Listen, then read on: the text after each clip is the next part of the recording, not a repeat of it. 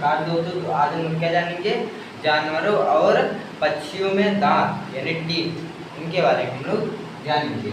चलिए शुरू करते हैं, यानी इनके फार्मूला भी जानेंगे, दांत के फार्मूला। चलिए शुरू करते हैं। देखिए पक्षियों का दांत कैसे रहता है, चोंच की तरह रहता है। आप लोग देखते होंगे मुर्गी का दांत देखते होंगे चोंच की तरह रहता है, और भी जैसे बगुला हो गया, कौवा हो गया, उनके दांत चोंच की तरह रहता है, चोंच की तरह। तो कैसे रहता है, यानी पक्षियों का दांत ऐसे ही रहता है।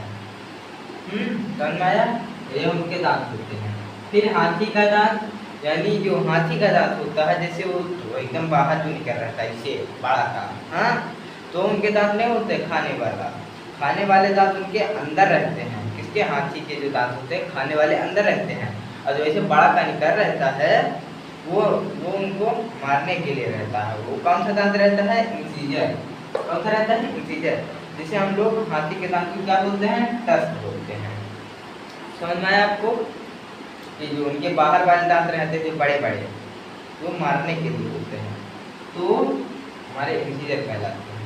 खाने पीने वाले तो अंदर रहते हैं। तो समझ में आया।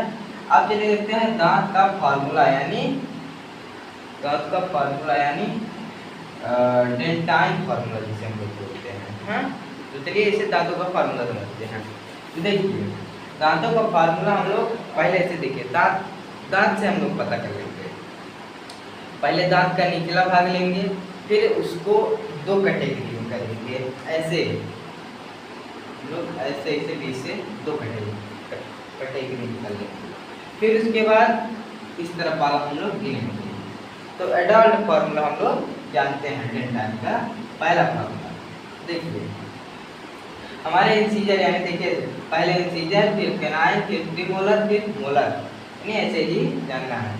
तो हमारे कैनाइन कितने होते हैं, उनकी संख्या को लिखना है। तो हमारे इंसीजर कितने होते हैं, जो एक कैटेगरी का है, तो ये दो होते हैं।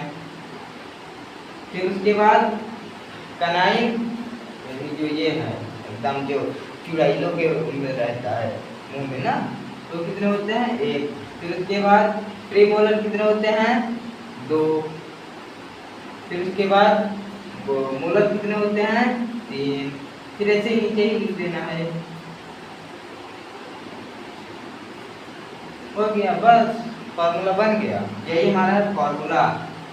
हाँ, अगर ऐसे ही पूछ लेगा कि बच्चों का फॉर्मूला बताइए, यानी बच्चों के दांत का फार्मूला बताइए, तो कैसे आप लोग बताएंगे। चलिए उसका भी हम सोल्यूशन देते हैं, यानी उसका फार्मूला देते हैं।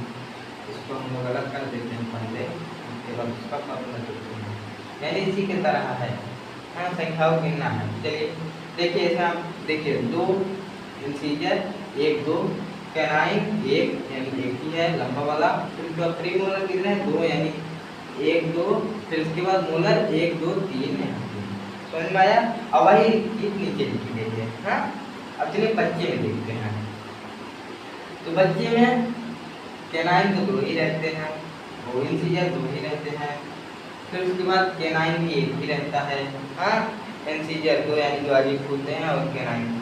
लेकिन हमने याद कीजिए, मैंने बताया था कि बच्चों में जो होते हैं वो प्रीमोलर नहीं पाए जाते हैं।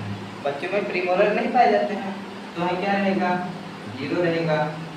फिर उसके बाद एक फिर याद कीजिए, जब मैंने बताया था कि मोलर जो होते हैं, मोलर दो तीन को होते हैं, लेकिन जो बच्चों में होता है वो थर्ड मोलर है, तीसरा मोलर नहीं पाया जाता, दो मोलर पाए जाते हैं। हाँ, तो ऐसे इसको भी लिख लेंगे। समझ में आया आपको, यार बच्चों को फॉर्मूला, बच्चों के दांत को फॉर्मूला आपको समझ में आया। तो आज के लिए बस इतना है, तो नमस्कार।